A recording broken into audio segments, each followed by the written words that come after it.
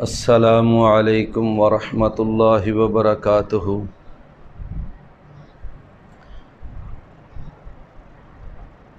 ان الحمد للہ والصلاة والسلام علی رسول اللہ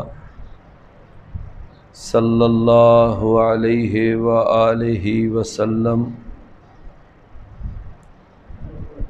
اما بعد فاعوذ باللہ السمیع العلیم من الشیطان الرجیم من ہمزہ ونفخہ ونفثہ۔ بسم اللہ الرحمن الرحیم۔ قد افلح المؤمنون الذین هم فی صلاتهم خاشعون۔ تحقیق کامیاب ہو گئے ایمان والے کہ وہ اپنی نمازوں میں خشوع خضوع اختیار کرنے والے ہیں۔ آج 70واں روزہ ہے اور آج رات 28ویں تراویح پڑھی گئی ہے۔ اس حوالے سے آج ہم 18ویں پارے کی ایک سورت جو پہلی ہی سورت ہے سورۃ المؤمنون، اس کے بارے میں کچھ بات انشاءاللہ عرض کریں گے۔ اس کا جو پہلا ہی رکوع ہے، سب سے پہلی بات تو یہ ہے کہ یہ سورۃ المؤمنون، اس کے اندر اللہ تعالیٰ نے چونکہ اہل ایمان کا تذکرہ کیا ہے، اہل ایمان کی صفات بیان کی ہیں، اس وجہ سے اس کا نام سورۃ المؤمنون رکھا گیا ہے۔ سورۃ المؤمنون کا پہلا رکوع مومنوں کی صفات پر مشتمل ہے، اور اس کے بعد پھر انسان کی پیدائش کا ذکر ہے، اور اس کے بعد پھر آگے اس سورت کا جو 23 نمبر آیت ہے سورت کی، اس سے لے کر 30 نمبر آیت تک جناب نوح علیہ السلام کا واقعہ اللہ نے اختصار سے بیان کیا ہے۔ پھر آگے آیت نمبر 31 سے لے کر 41 تک جناب صالح علیہ السلام اور ان کی قوم سمود کا واقعہ بیان ہوا ہے مختصر سا۔ پھر اس کے بعد آگے آیت نمبر 41 سے لے کر 50 تک مختلف انبیاء کے تذکرے ہیں۔ تو یہ جو صورت ہے، اس کے اندر اللہ تعالیٰ نے مومنوں کی چونکہ صفات بیان کی ہیں، اور اس وجہ سے اس کا نام سورہ المؤمنون ہے۔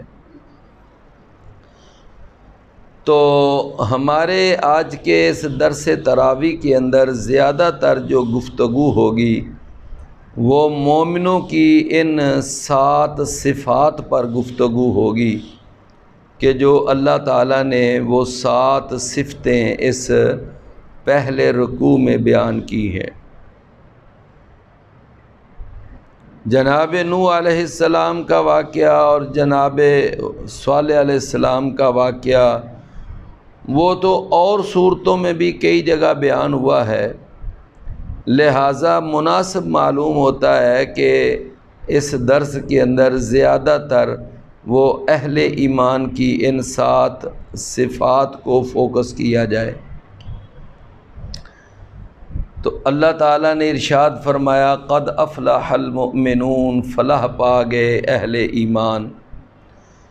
تو اللہ کے ہاں جو ایمان ہے یہ کامیابی کی دلیل ہے، ایک آدمی کے پاس چاہے جتنی بھی دولت ہے، جتنا بھی پیسہ ہے، جتنی بھی شان و شوکت ہے، کر و فر ہے، سج دج ہے، ٹھاٹ باٹ ہے، سونے اور چاندی کے ڈھیر لگے ہوئے ہیں، نوٹوں کی دتھیاں اس کے پاس ہیں، گھومنے والی کرسی اس کے نیچے ہے، آگے اور پیچھے ہٹو اور بچوں کے نعرے لگانے والے بہت زیادہ، جدھر جاتا ہے لوگ اس کو سلوٹ مارتے ہیں، بڑی اس کی دنیا میں عزت ہے، لیکن اگر وہ کافر ہے، مشرک ہے، بے ایمان ہے، ملحد ہے، تو اللہ کے ہاں وہ شخص کامیاب نہیں ہے، اللہ کے ہاں وہ ناکام ہے، نامراد ہے، اور اللہ تعالیٰ کے ہاں اس آدمی کے لیے سزا ہے اور وہ اللہ کا مجرم ہے۔ اس کے مقابلے میں ایک آدمی ہے، چاہے اس کا دنیا میں کوئی سٹیٹس نہیں ہے، کوئی اس کے پاس یعنی کر و فر نہیں، کوئی اس کے پاس مال و دولت نہیں، کوئی کار کوٹھی بنگلہ نہیں، بہت ہی گزارے کی زندگی گزارتا ہے، اس کے پاؤں میں ٹوٹا جوتا ہے، پرانے کپڑے ہیں اور پرانی طرز کا ایک سائیکل ہے، کرائے کا مکان ہے، لیکن وہ بندہ ایمان والا ہے، اسلام والا ہے، توحید والا ہے، سنت والا ہے، تو یہ شخص ہی اللہ کے ہاں کامیاب ہے۔ تو کامیابی کی دلیل وہ دنیا کا مال و دولت نہیں، بلکہ کامیابی کی دلیل ایمان ہے۔ فرمایا قد افلح المؤمنون، تحقیق کامیاب ہو گئے ایمان والے۔ آگے ایمان والوں کی اللہ نے کچھ صفتیں بیان کی ہیں، فرمایا الذین ہم فی صلاتہم خاشعون، وہ لوگ جو اپنی نمازوں کے اندر خشوع اور خضوع اختیار کرنے والے ہیں۔ یہ نہیں کہ نماز بے وقت پڑھ لینا یا نماز کو اپنی مرضی سے پڑھتا جانا، کبھی پڑھ لی کبھی نہ پڑھی، اور پڑھی بھی تو یعنی انداز یہ کہ بندہ کھڑا تو نماز میں ہے لیکن پہنچا پتہ نہیں کہاں پہ ہے۔ تو یہ طریقہ کار جو ہے، اقبال نے کہا تھا کہ تیری نماز بے سرور، تیرا امام بے حضور، ایسی نماز سے گزر، ایسے امام سے گزر کہ ایک آدمی ہے تو نماز میں، لیکن اس کا دماغ، اس کا خیال اور اس کے یعنی تصورات وہ کہاں پہنچے ہوئے ہیں وہ پتہ ہی۔ لہٰذا یہ ہے کہ انسان نماز میں ہو اور پوری توجہ کے ساتھ نماز پڑھ رہا ہو۔ بعض لوگوں کو دیکھا جاتا ہے کہ نماز پڑھ رہے ہوتے ہیں، اپنے کپڑوں سے کھیر رہے ہوتے ہیں، نماز کی حالت میں اپنے ناک کی سوراخوں میں انگلیاں پھیر رہے ہوتے ہیں، داڑھی کے بالوں سے کھیر رہے ہوتے ہیں، یعنی توجہ ہی نماز کی طرف نہیں ہوتی۔ تو پہلی صفت اللہ نے اہل ایمان کی یہ بیان کی کہ وہ اپنی نمازوں میں خشوع اور خضوع اختیار کرتے ہیں۔ دوسری اللہ تعالیٰ نے صفت بیان کی والذین هم عن اللغو معرضون، اور وہ لوگ جو لغو سے اعراض کرنے والے ہیں، یعنی بیہودہ باتیں، لغو باتیں، بے مقصد باتیں، وہ ان سے وہ اعراض کرتے ہیں، ان کو نظر انداز کرتے ہیں اور ان کے در پے نہیں ہوتے۔ چنانچہ یہ جھوٹ بولنا، گالیاں دینا اور لعن طعن کی زبان اختیار کرنا، یہ سارا کچھ یہ بیہودہ گوئی میں آتا ہے، لغو گوئی میں آتا ہے۔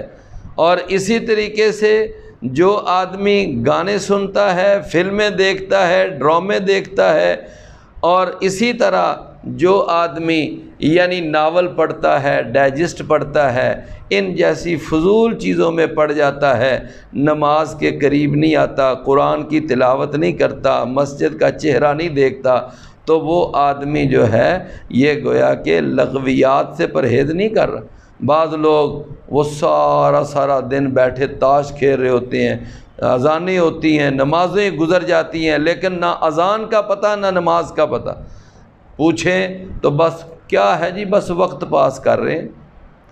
اور اگر نماز کا کہو تو کہتے ہیں جی ہمارے پاس ٹائم ہی نہیں ہے، ہمارے پاس وقت ہی نہیں ہے، ہمارے پاس تو سر کھجلنے کو ٹائم نہیں۔ یعنی نماز کے موقع پر ان کو طرح طرح کی مصروفیتیں یاد آ جاتی ہیں، لیکن آگے پیچھے سارا دن بیکار فضول کاموں کے میں وقت گزار۔ تو پہلی اللہ نے صفت بیان کی کہ وہ نمازوں میں خشوع اور خضوع اختیار کرتے۔ دوسری اللہ نے صفت بیان کی کہ وہ ہر بیہودہ اور لغو کام سے وہ اجتناب کرتے۔ تیسری اللہ نے ان کی صفت یہ بیان کی والذین ہم للزکوٰۃ فاعلون، اور وہ لوگ جو زکوٰۃ ادا کرنے والے۔ تو گویا زکوٰۃ سے مراد اگر صرف وہ فرض زکوٰۃ ہو تو بھی ٹھیک ہے کہ زکوٰۃ ادا کرنا یہ ہر مسلمان پر جب سال گزر جائے تو 2.5% کے حساب سے اپنے کرنسی مال کی، نقدی مال کی یہ زکوٰۃ دینا، سونا چاندی کی، تو یہ لازمی ہے، یعنی اس کو زکوٰۃ فرض زکوٰۃ کہتے۔ اور یہ چونکہ صورت مکی ہے اور مکہ میں ابھی زکوٰۃ فرض نہیں ہوئی تھی، بعض مفسرین نے یہاں زکوٰۃ سے نفلی صدقے مراد لی ہیں، تو ٹھیک ہے، نفلی طور پر بندہ خرچ کرے تو یہ اللہ کی راہ میں خرچ کرنا، اللہ کی راہ میں دینا اور اللہ کی راہ میں صدقہ اور خیرات، تو یہ بھی مومنوں کی ایک صفت ہے۔ چوتھی صفت اللہ تعالیٰ نے یہ بیان کی والذین ہم لفروجہم حافظون، اور وہ لوگ جو اپنی شرمگاہوں کی حفاظت کرنے والے ہیں۔ فرمایا الا علی ازواجہم او ما ملکت ایمانہم، سوائے اپنے خامد، اپنی بیویوں کے یا اپنی لونڈیوں کے، فإنہم غیر ملومین، پس بے شک وہ جو ہیں وہاں کوئی ملامت نہیں کیے گئے۔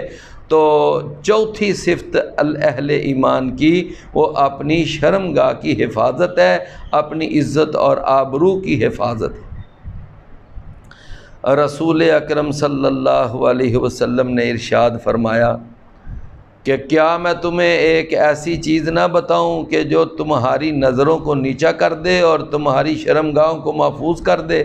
فرمایا کون سی؟ آپ نے فرمایا اے نوجوانوں کی جماعت، شادی کرو، یہ شادی جو ہے یہ انسان کی نگاہوں کو جھکا دیتی ہے اور انسان کی عزت اور آبرو کو محفوظ کر دیتی۔ تو معلوم یہ ہوا کہ یہ جو ہے نا شادی شدہ زندگی، پاک دامن زندگی وہ گزارنے والے۔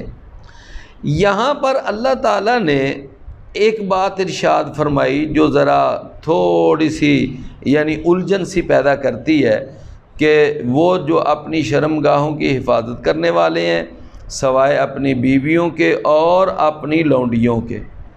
تو یہاں پر نہ آ کر تھوڑا سا نا ذہن کو ایک جھٹکا سا لگتا ہے کہ یہ لونڈیوں کی بات جو ہے نا وہ ہمیں ذرا جلدی سمجھ نہیں آتی۔ اصل بات یہ ہے کہ ہم قرآن مجید اور اسلام کی ان بنیادی تعلیمات سے نا آشنا ہیں۔ تو میں مناسب معلوم ہوتا ہے کہ میں تھوڑی سی بات جو ہے نا یہ ذرا لونڈی کی بات سمجھانے کے لیے عرض کروں۔ اصل میں لونڈی کا باقاعدہ ایک پروسیجر ہے، ایک باقاعدہ ایک پروجیکٹ ہے، پروسیجر ہے، پروسیس ہے، اس سے گزر کر پھر یہ لونڈی جو ہے نا پھر یہ بنتی ہے۔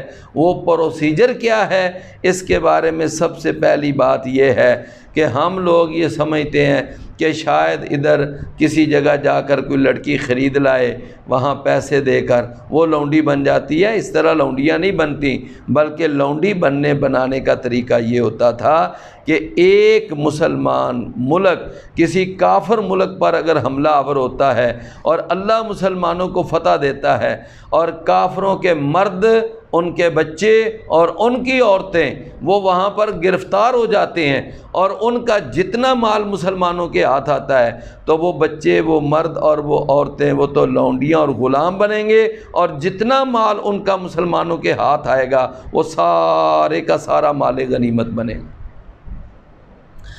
تو یہ جو لونڈیاں ہیں یا غلام ہیں یہ بھی اصل میں مال غنیمت کی ہی ایک شکل ہے۔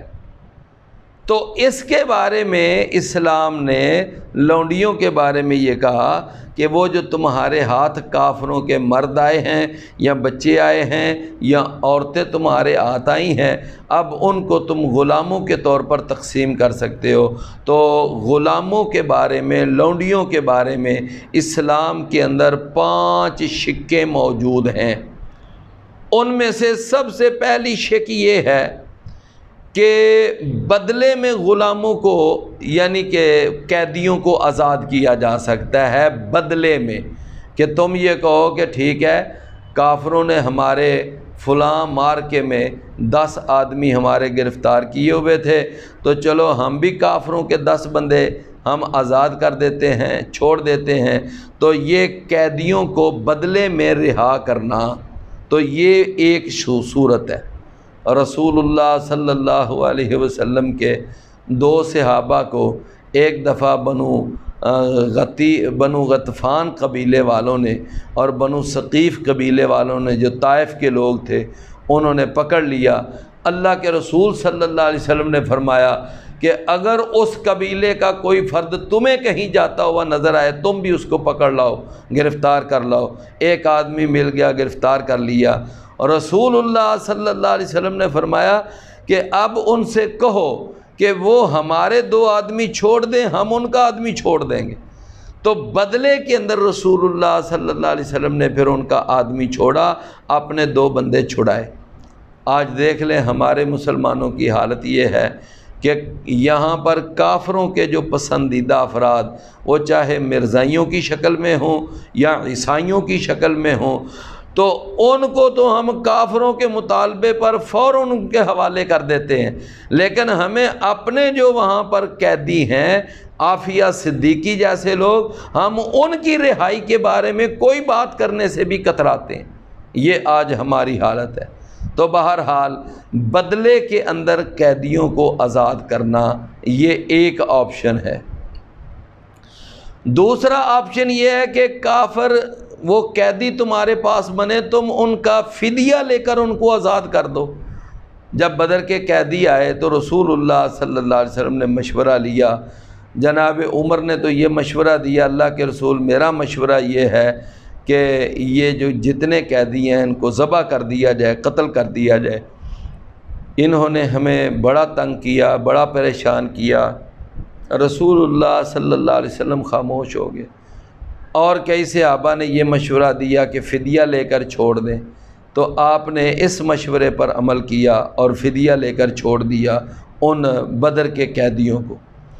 تو پہلا آپشن کیا ہوا؟ یعنی بدلے میں قیدی چھوڑنا۔ دوسرا آپشن یہ ہے کہ فدیہ لے کر قیدی چھوڑ دیے جائیں۔ اور تیسرا آپشن اس کے بارے میں یہ ہے کہ یعنی اگر جو امام ہے، امیر ہے جہاد کا، وہ یہ سمجھتا ہے کہ یہ بڑے خطرناک قسم کے قیدی ہیں اور ان کو قتل کرنا ہی یہ بہتر حکمت عملی ہے، تو پھر ان کو قتل کیا جائے، جیسا کہ رسول اللہ صلی اللہ علیہ وسلم نے بنو قریظہ کے تمام مردان جنگی کو قتل کر دیا تھا۔ جو جنگ کرنے والے مرد تھے اللہ کے رسول نے سارے قتل کروا دیے، اور آپ نے اسی طرح بدر کے قیدیوں میں سے خاص طور پر عقبہ بن ابی معیط کو اور نضر بن حارث کو رسول اللہ صلی اللہ علیہ وسلم نے قتل کروا دی۔ تو گویا پہلا آپشن یہ ہوا کہ بدلے میں قیدی آزاد کرنا، دوسرا آپشن یہ ہوا فدیہ لے کر قیدی آزاد کرنا، اور تیسرا آپشن یہ ہوا کہ یعنی کہ قیدیوں کی صورتحال کو ملحوظ رکھ کر اگر کوئی خطرناک قسم کے مجرم ہیں اور جنگی قیدی ہیں تو ان کو قتل بھی کیا جا سکتا۔ چوتھا اس کے بارے میں آپشن یہ ہے کہ بطور احسان کے ان کو آزاد کر دیا جائے، جس طرح اللہ تعالیٰ نے قرآن مجید میں فرمایا فَإِمَّا مَنًّا بَعْدُ وَإِمَّا فِدَاءً، کہ جب تم قیدیوں کو گرفتار کرو تو بعد میں یا تو احسان کر کے ان کو چھوڑ دیا جائے یا پھر ان کا فدیہ لے کر ان کو چھوڑ دیا۔ تو گویا یہ بطور احسان رسول اللہ صلی اللہ علیہ وسلم کے پاس ایک قیدی بنا، سمامہ بن آسال، آپ نے اس کو بطور احسان آزاد کر دیا تھا، آپ نے اس کا کوئی فدیہ نہیں لیا تھا، نہ ان سے کوئی اس طرح کا، بس آپ نے ویسے ہی اس کو آزاد کر دیا۔ لیکن وہ اگلی بات ہے کہ اس نے مسلمانوں کی سوسائٹی کو دیکھا، پھر وہ باہر گیا، ایک باغ میں غسل کیا، واپس آیا اور آ کر کہتا ہے کہ اللہ کے رسول میں مسلمان ہونا چاہتا۔ اسی طرح رسول اللہ صلی اللہ علیہ وسلم نے یعنی مکہ کے جتنے قیدی تھے آپ نے سب کے بارے میں اعلان معافی کر دیا، فرمایا انتم الطلقاء، جاؤ میں نے تم کو معاف کر دی۔ تو معلوم یہ ہوا کہ چوتھا آپشن جو ہے وہ ہے یعنی معاف کر دینا، بطور احسان چھوڑ دینا۔ تو یہ چار آپشن جو ہوئے وہ تو ایک بدلے میں آزاد کرنا اور فدیہ لے کر آزاد کرنا، ان کو قتل کر دینا یا بطور احسان چھوڑ دینا۔ پانچواں آپشن یہ ہے کہ مرد ہوں تو ان کو غلام بنا لینا اور عورتیں ہوں تو ان کو لونڈیاں بنا لینا۔ اب یہ لونڈی جس کے حصے میں چلی جائے گی تو وہ لونڈی اپنے مالک کے لیے حلال ہے، لیکن اس کے لیے بھی اسلام کی کچھ تعلیمات ہیں کہ وہ جس کے لیے وہ جو اس کا مالک ہوگا صرف اسی کے لیے حلال ہوگی۔ اور دوسری بات یہ ہے کہ وہ لونڈی جو ہے جب تک ایک دفعہ اس کو ایام ماہواری نہ آ جائیں، اس سے پہلے وہ لونڈی اس کے لیے حلال نہیں۔ پہلے ایک دفعہ اس کو یعنی ایام حیض آئیں گے تو اس کے بعد پھر جب وہ فارغ ہوگی، نہائے گی، پھر وہ اپنے مالک کے لیے حلال ہوگی۔ تو یہ اللہ تعالیٰ نے مومنوں کی چوتھی صفت بیان کی، وہ اپنی شرمگاہوں کی حفاظت کرتے ہیں سوائے اپنی بیویوں کے اور سوائے اپنی لونڈیوں کے۔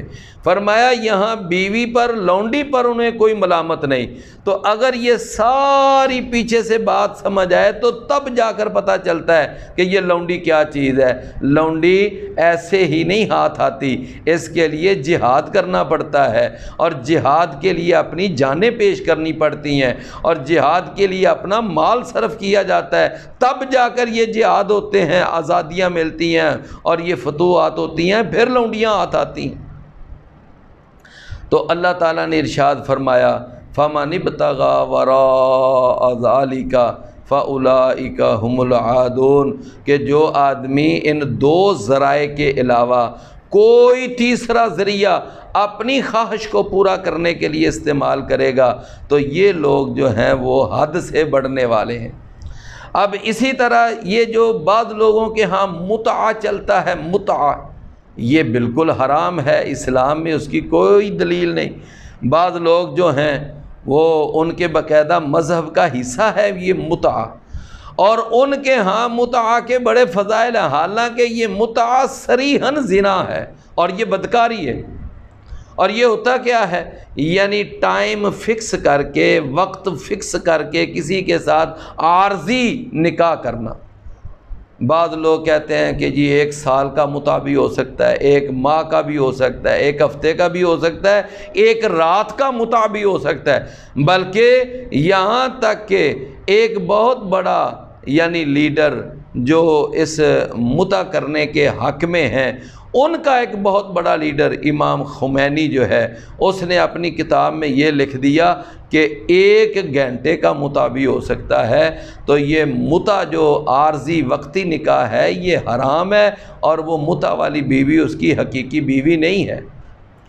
اس کی ایک دلیل ان ہمارے لوگوں کی اپنی کتابوں میں یہ لکھی ہوئی ہے، اس میں لکھا ہوا ہے کہ اگر کوئی آدمی، اس کی 3 بیویاں ہیں، چوتھی اس نے متعہ والی بیوی اپنے پاس رکھی ہوئی ہے، تو چوتھا نکاح وہ اور کر سکتا ہے۔ کیوں؟ اس لیے کہ متعہ والی بیوی اس کی اصل بیوی اور حقیقی بیوی نہیں ہے۔ اور اسی طریقے سے ان کے ہاں یہ فتویٰ بھی موجود ہے کہ اگر کوئی آدمی مر جائے اور اس کے پیچھے اس کی 2 بیویاں ہوں، ایک حقیقی بیوی ہو اور ایک متع والی، تو متع والی بیوی اپنے اس خاوند کے مال وراثت کی وارث نہیں بنے گی۔ تو اس سے یہ بات معلوم ہوتی ہے کہ جو لوگ متع کرنے کے قائل ہیں ان کی اپنے عقیدے اور نظریے کے مطابق بھی یہ متع صحیح نکاح نہیں، اور متع والی بیوی حقیقی بیوی نہیں ہوتی۔ دوسرے نمبر پر یہ جو بعض لوگ حلالہ کرتے ہیں، تو یہ حلالہ بھی اسلام میں جائز نہیں۔ رسول اللہ صلی اللہ علیہ وسلم نے فرمایا اللہ تعالیٰ کی لعنت ہو حلالہ کرنے والے پر اور حلالہ کروانے والے پر، اور رسول اللہ صلی اللہ علیہ وسلم نے فرمایا کہ جو لوگ حلالہ کرتے اور کرواتے ہیں تو یہ حلالہ کرنے والا جو ہے یہ ایک بدترین برا ادھار پر لیا ہوا سانڈ ہے، لہٰذا یہ متع والا طریقہ یہ بھی یعنی غلط طریقہ ہے، اور جو حلالے والا طریقہ ہے یہ بھی غلط طریقہ ہے۔ فَمَنِ ابْتَغَىٰ وَرَاءَ ذَلِكَ فَأُولَٰئِكَ هُمُ الْعَادُونَ، تو یہ دونوں طریقے جو ہیں یہ العادون میں آتے ہیں۔ اسی طرح بعض لوگوں کے ہاں وہ قوم لوط والی بیماری، تو وہ قوم لوط والی جو بیماری ہے بدفعلی والا عمل، وہ بھی فَمَنِ ابْتَغَىٰ وَرَاءَ ذَلِكَ فَأُولَٰئِكَ هُمُ الْعَادُونَ میں شامل ہے۔ اسی طرح بعض ایسے بدبخت ہوتے ہیں وہ اپنے ہاتھ کے ساتھ یا چپاؤں کے ساتھ اپنی خواہش پوری کرتے ہیں، تو یہ بھی فَمَنِ ابْتَغَىٰ وَرَاءَ ذَلِكَ فَأُولَٰئِكَ هُمُ الْعَادُونَ میں شامل ہے۔ تو میں نے یہ عرض کیا کہ اللہ تعالیٰ نے انسان کی جنسی خواہش کو پورا کرنے کے لیے صرف 2 ذریعے حلال بتائے ہیں، ایک بیوی اور ایک لونڈی۔ اس کے ان 2 ذرائع کے علاوہ باقی جتنے بھی ذرائع ہیں وہ سارے اسلام میں حرام ہیں، ناجائز ہیں، ان کا کوئی ثبوت۔ اللہ تعالیٰ نے 5ویں صفت یہ بیان کی والذین ہم لاماناتہم وعہدہم راعون، فرمایا جو اپنی امانتوں کا خیال رکھتے ہیں، کوئی امانت رکھے اس کی امانت کا خیال رکھا جائے، امانت میں خیانت نہ کی جائے۔ اور اسی طرح 6ٹھی صفت یہ ہے کہ وہ اپنے وعدوں کی پاسداری کرتے ہیں، امانتوں کا خیال اور وعدوں کی پاسداری۔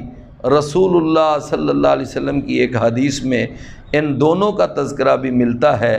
آپ نے فرمایا 4 باتیں جس میں پائی جائیں وہ تو آدمی پکا منافق ہوتا ہے، اور جس میں 4 میں سے 1 ہو یا 2 ہو یا 3 ہوں تو اس میں اسی طرح منافقت پائی جاتی ہے۔ ان میں سے آپ نے ایک منافقت کی علامت یہ بیان کی کہ وہ لوگ کہ جو اپنے امانتوں کا خیال نہیں رکھتے، امانت میں بددیانتی کرتے ہیں، یہ بھی منافق ہے۔ اور اسی طرح جو اپنے وعدے کی پاسداری نہیں کرتے تو یہ بھی منافق ہے۔ تو گویا کہ اس رکوع کے اندر مومنوں کی پہلی صفت کیا ہے؟ اپنی نماز میں خشوع اور خضوع اختیار کرنا۔ دوسری صفت کیا ہے؟ بیہودہ اور فضول کاموں سے اجتناب کرنا۔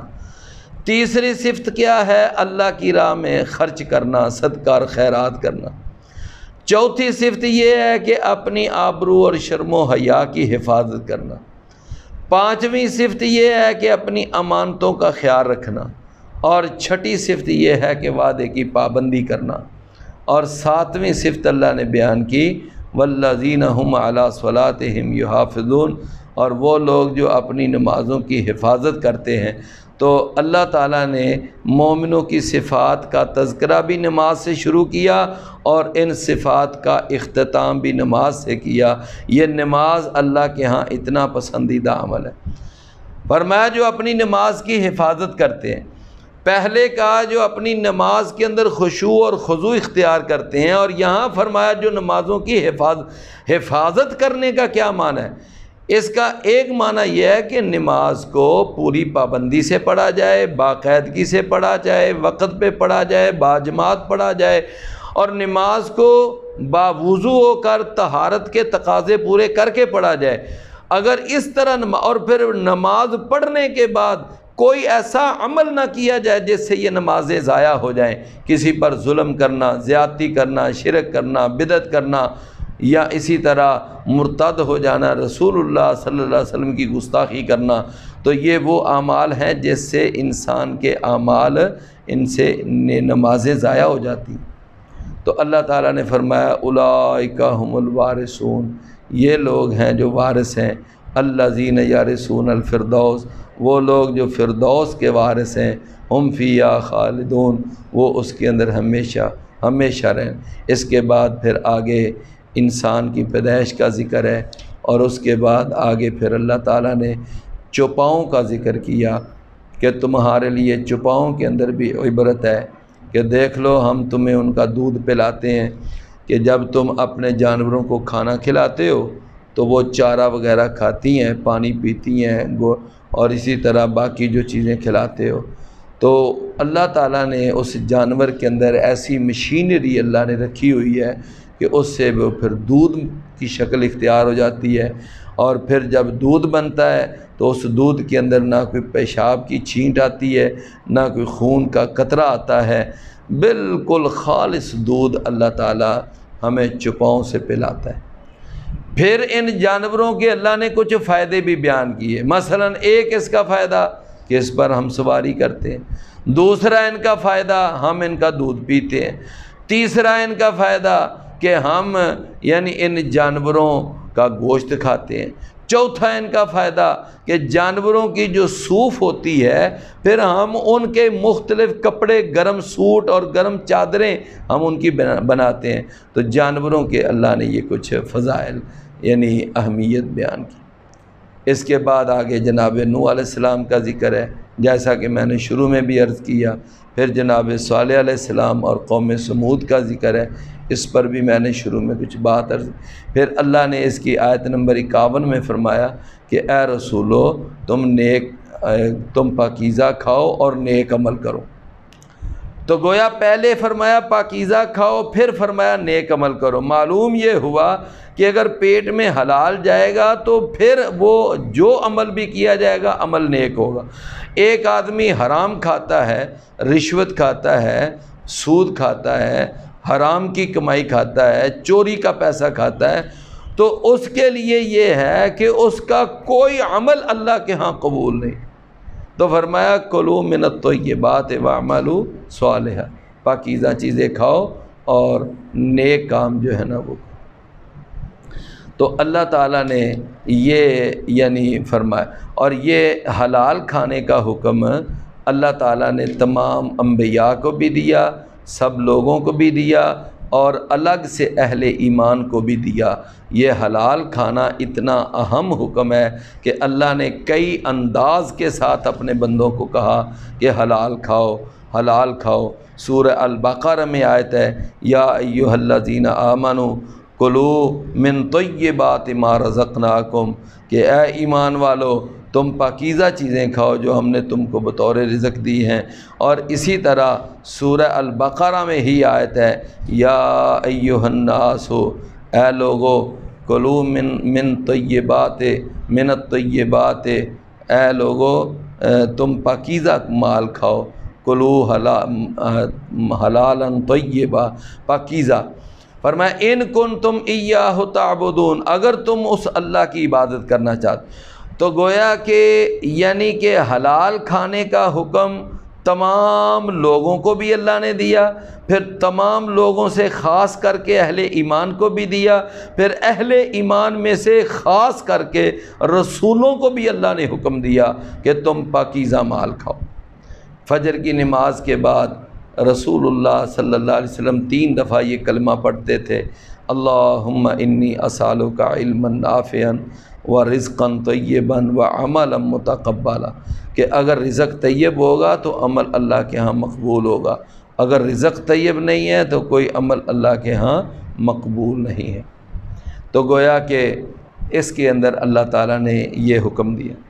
پھر آگے آیت نمبر 71 ہے، اللہ نے فرمایا کہ اگر حق پیروی کرے نا لوگوں کی خواہشات کی، حالانکہ چاہیے تو یہ کہ لوگ پیروی کریں اللہ اور اس کے رسول کی، اور اگر یہ کہیں نہیں جی نہیں بلکہ ہمیں قرآن پر عمل نہیں کرنا چاہیے، قرآن کو ہم پر عمل کرنا چاہیے ہمارے مطابق، تو اگر حق جو ہے وہ لوگوں کی خواہشات کے پیچھے لگ جائے فرمایا کہ زمین اور آسمان میں خرابی پیدا ہو جائے۔ تو گویا کہ کائنات بنانے والا چونکہ اللہ ہے اور اس کائنات کو چلانے کے لیے اللہ نے ہی یہ چٹھی نازل کی ہے قرآن مجید کی شکل میں، تو گویا کہ قرآن مجید جو ہے یہ اللہ کا ہی نازل کردہ کلام ہے۔ اگر ہم اپنی زندگیاں قرآن مجید کے مطابق بنائیں گے تو پھر تو یہ کائنات کا نظام بڑا صحیح چلے گا، اور اپنی مرضی کے مطابق بنانے لگ گئے تو پھر یہ کائنات کا نظام دھرم برہم ہو جائے۔ اس کے بعد آگے آیت نمبر 77 اور 76 میں ہے، 76 اور 77 میں فرمایا کہ ہم نے مکے والوں کو ایک قحط سالی کے ساتھ پکڑا۔ مکے کا سردار ابو سفیان وہاں گیا، جا کر محمد کریم صلی اللہ علیہ وسلم کے دعا کی درخواست کی۔